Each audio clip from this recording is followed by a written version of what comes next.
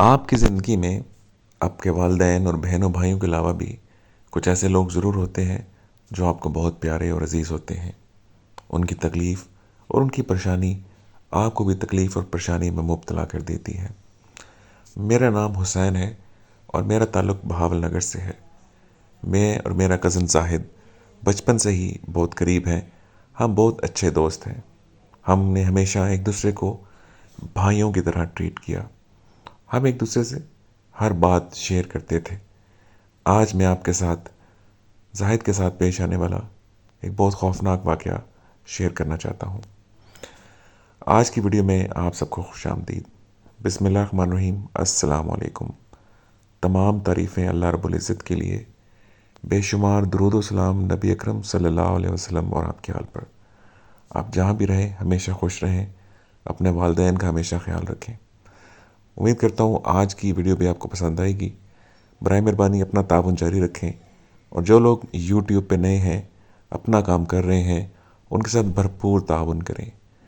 Channel کو subscribe کرنے اور ویڈیو کو لائک کرنے اور تھوڑی سی ویڈیو دیکھنے سے آپ کا شاید کوئی نقصان نہ ہو، لیکن ان یوٹیوبرز کا ضرور فائدہ ہوگا جو بھرپور محنت کے ساتھ اپنے تائیں یہ کوشش کرتے ہیں کہ آپ کی خدمت میں ایک بہترین کنٹینٹ لے کے آئیں۔ میری آپ سب سے گزارش ہے، میں اپنی ذات کے لیے نہیں، ان تمام یوٹیوبرز کے لیے آپ سے ریکویسٹ کر رہا ہوں جو یوٹیوب پہ نئے ہیں، برائے مہربانی آپ ان کی مدد کیجیے۔ یقیناً اس کا ان کو فائدہ ہوگا۔ چلیے چلتے ہیں آج کی ویڈیو کی جانب۔ میں اور زاہد چچا اور تایا کے بیٹے ہیں۔ ہماری عمر تقریباً ایک جتنی ہی ہے۔ وہ میرے سے 1 سال چھوٹا ہے۔ ہم دونوں کی بچپن سے ہی بہت اچھی دوستی ہے۔ ہم دونوں نے اسکولنگ ایک ساتھ کی، اس کے بعد کالج میں بھی ہم ایک ساتھ ہی گئے، اور بعد ازاں یونیورسٹی میں بھی ایک ساتھ تعلیم حاصل کی۔ آج میں ایک بہت اچھی ملٹی نیشنل کمپنی میں جاب کر رہا ہوں، اور اس وقت میں جرمنی میں مقیم ہوں، جبکہ میرا کزن زاہد زندگی اور موت کی کشمکش میں ابھی تک پاکستان میں بستر مرگ پہ لیٹا ہوا ہے۔ جب بھی میں اس کے بارے میں سوچتا ہوں تو تکلیف سے میرا دل بھر آتا ہے کہ میرا پیارا کزن زاہد آخر اتنی تکلیفوں سے کیوں گزر رہا ہے۔ اس کا کیا قصور ہے؟ اس کی عمر کے لڑکے اپنی زندگی بھرپور جی رہے ہیں، اور وہ ایک لمبے عرصے سے اپنے بسترے پہ پڑا شاید اپنے آخری ایام گن رہا ہے۔ مجھے وہ دن بہت یاد آتے ہیں جب میں اور زاہد خوب ہلا گلا کیا کرتے تھے۔ ہم نے پوری زندگی بہت خوب انجوائے کیا، اور اب مجھے اس کی بہت یاد آتی ہے۔ میں کام کے سلسلے میں اور اپنا فیوچر بنانے جرمنی میں مقیم ہو گیا۔ تقریباً پچھلے 3.5-4 سال سے میں یہاں پہ مقیم ہوں، اور ان 4 سالوں میں میرا ایک ہی دفعہ پاکستان میں جانا ہوا۔ لائف اتنی مصروف ہو چکی ہے کہ زیادہ تر پاکستان میں جانے نہیں ہوتا۔ چھٹی کے لیے اپلائی کریں تو کمپنی کہتی ہے آپ ہمارے ایک بہت اہم ورکر ہیں، اس لیے ہم آپ کو زیادہ چھٹی نہیں دے سکتے۔ لیکن جب میں پچھلے سال پاکستان آیا اور زاہد سے ملا تو میں بہت رویا۔ مجھے روتا دیکھ کے اس نے مجھے تسلی دی، حالانکہ تسلی مجھے دینی چاہیے تھی۔ وہ یقیناً بہت مضبوط اعصاب کا مالک انسان ہے، اور اس کا دل بہت بڑا ہے۔ اس نے مجھے کہا تم کیوں روتے ہو پاگل، دیکھو میں زندہ سلامت تمہارے سامنے لیٹا ہوا ہوں۔ میں نے اس کا ہاتھ تھاما اور چوم لیا، اور میرے آنکھوں سے نکلے آنسو اس کے ہاتھوں پہ بہہ گئے۔ میری یہ حالت دیکھ کے اس کی بھی آنکھیں باہر آئیں۔ میں نے فوراً اس کا ماتھا چوما اور اسے کہا میں اللہ سے بہت دعا کرتا ہوں تم ٹھیک ٹھاک ہو جاؤ۔ اب آپ یہ سوچ رہے ہوں گے آخر اس کے ساتھ ہوا کیا؟ میں اور زاہد، جس طرح میں نے پہلے کہا، بچپن سے ہی بہت کھیلے کودنے میں مصروف رہتے تھے۔ پڑھائی میں بھی بہت اچھے تھے، لیکن کھیلنا کودنا شرارت کرنا یہ تو ہمارا معمول کا حصہ تھا۔ ہم اسپیشلی گرمیوں میں جب ہمارے گھر والے سو جایا کرتے تھے تو باہر نکل جایا کرتے تھے، بہت شرارتیں کرتے تھے، مختلف گیمیں کھیلا کرتے تھے۔ جب ہم تھوڑے سے بڑے ہوئے تو ہم نے یہ معمول جاری رکھا۔ اب ہم یونیورسٹی میں جب پہنچ چکے تھے تو ایک دن میں اور زاہد دونوں گرمیوں کے دنوں میں اپنی موٹر سائیکل لے کے نکل پڑے۔ بہت کم لوگ ہوتے تھے جو گرمیوں میں اس وقت گھر سے باہر ہوتے تھے۔ شدید گرمی میں بھلا لوگوں کا باہر کیا کام ہے؟ یہ ایک معمول کا ٹائم تھا جب گرمیوں میں لوگ گھروں میں آرام کیا کرتے تھے۔ شدید چلکتی دھوپ میں باہر نکلنا کوئی آسان کام نہیں ہوتا تھا۔ ہاں، وہ لوگ جنہوں نے اپنا کام دھندا کرنا ہوتا تھا، مزدوری کرنی ہوتی تھی، بس وہی کرتے تھے۔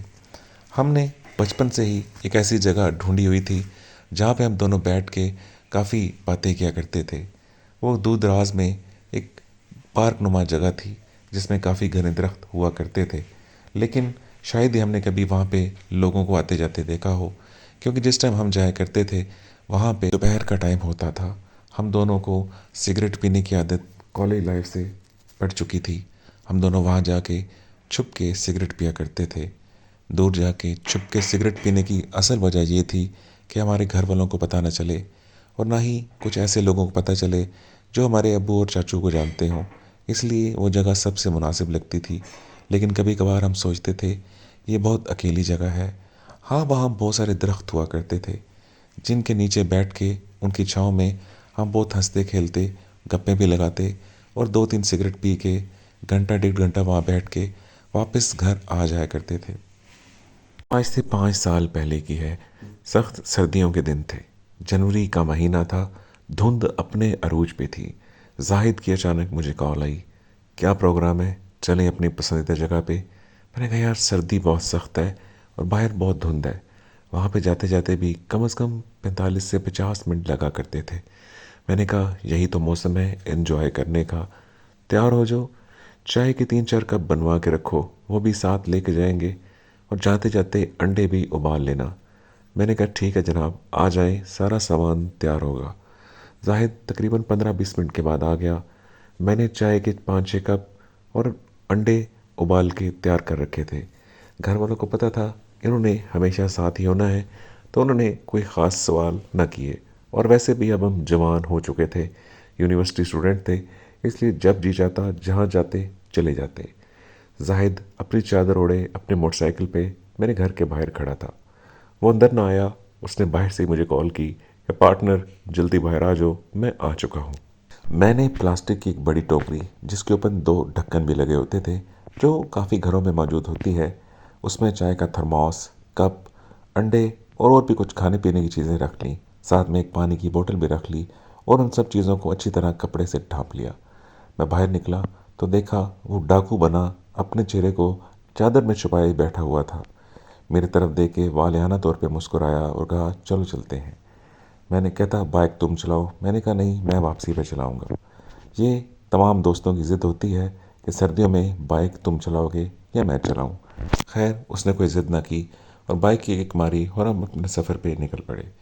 हमने वहाँ जाके बहुत खूब एंजॉय किया, बहुत हंसे खेले, चाय पी, उबले हुए अंडे खाए, साथ में शामी कबाब भी मैं साथ लेके आया था। हम बहुत महजूज हो रहे थे। उसने सिगरेट निकाला, एक मुझे दिया, एक खुद जलाया। थोड़ी देर के बाद उसने कहा मुझे पेशाब महसूस हो रहा है, मैं पेशाब करके आता हूँ। मैंने कहा ठीक है।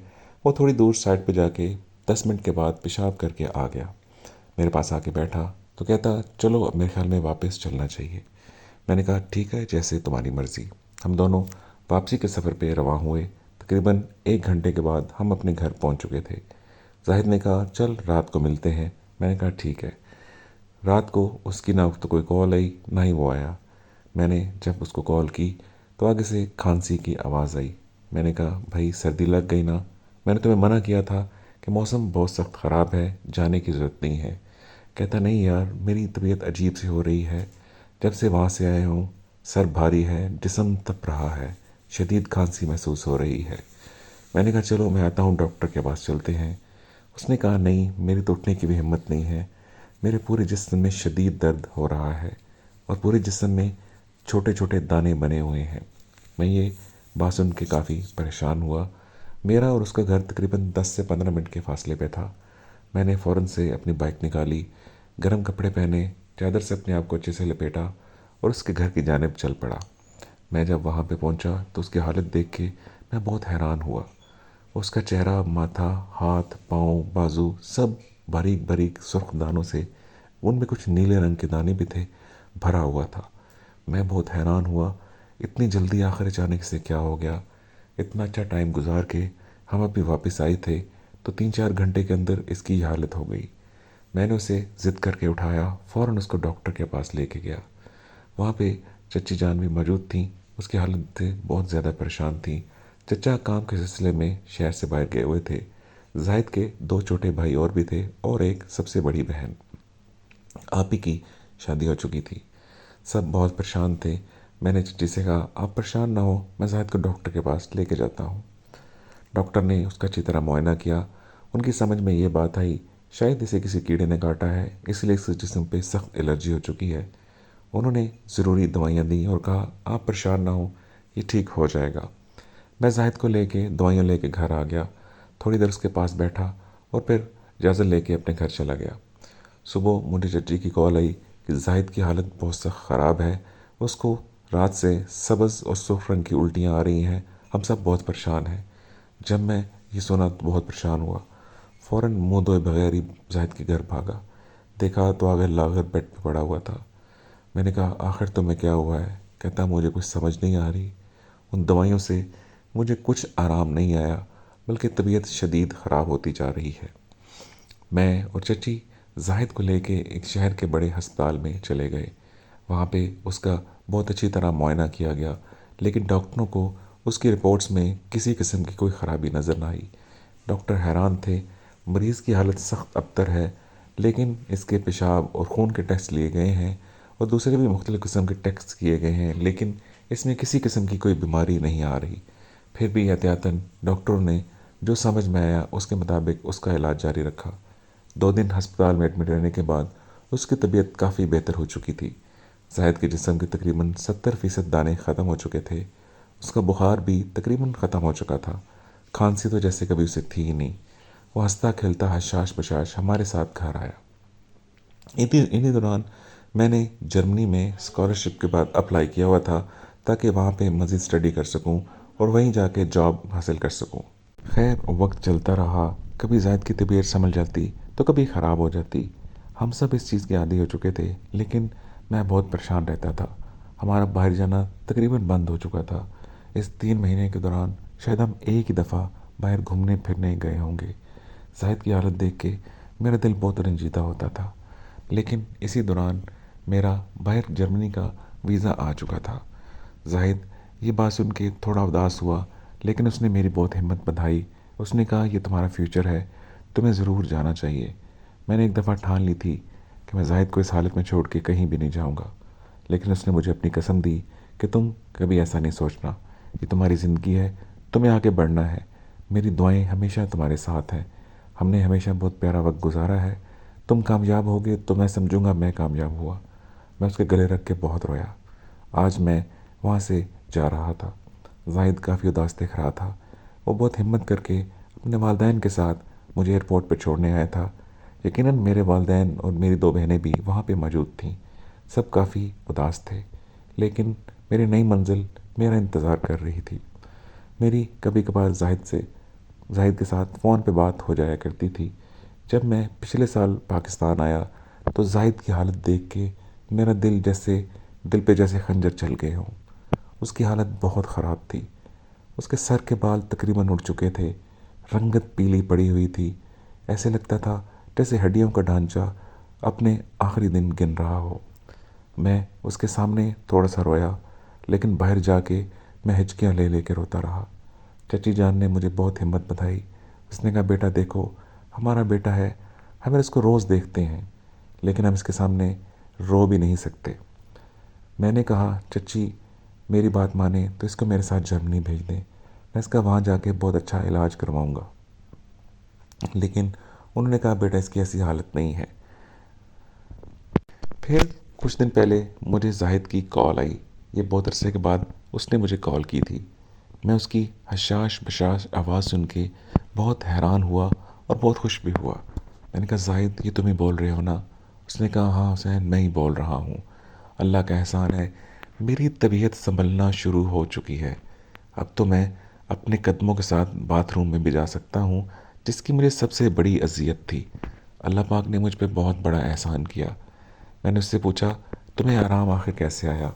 زاہد نے کہا ابا جی کے دوست نے ایک دن جب گھر آ کے میری حالت دیکھی تو انہوں نے مشورہ دیا کہ اپنے بیٹے کا روحانی علاج بھی کروائیں، جس کا ہمیں اتنے سالوں میں کبھی خیال نہ آیا۔ ایک بہت بہت نیک اور بزرگ انسان کے پاس جا کے درخواست کی گئی کہ آپ ہمارے گھر آئیں، ہمارا مریض اس قابل نہیں ہے کہ آپ کے پاس لایا جا سکے، जब बुज़ुर्ग वहाँ पे पहुँचे, उन्होंने मुझे देखते ही कह दिया, इसके ऊपर बहुत खौफनाक चुड़ैल का साया है जिसने इसको अंदर अंदर से तबाह व बर्बाद कर दिया है। इस बच्चे के ऊपर बहुत सख्त मेहनत की ज़रूरत है। अल्लाह ने चाहा इसको शिफा भी मिलेगी और दोबारा सेहतमंद भी हो जाएगा। उन्होंने इतनी मेहनत की, बहुत पढ़ाई की और मुझे दम करके पानी भी दिया। मेरे खाने पीने की तमाम चीज़ें बहुत ध्यान से रखी जाती थीं और उन पे दम करके मुझे खिलाया जाता था। आज 3 महीने से मेरा इलाज हो रहा है। तुम देख के हैरान हो जाओगे, मेरी सेहत तकरीबन 70% बहाल हो चुकी है। गाइस, ये थी आज की स्टोरी। उम्मीद है सबको पसंद आई होगी। अगली वीडियो तक अपना बहुत सारा ख्याल रखिएगा, अपनी दुआ में याद रखिएगा। अल्लाह हाफिज़।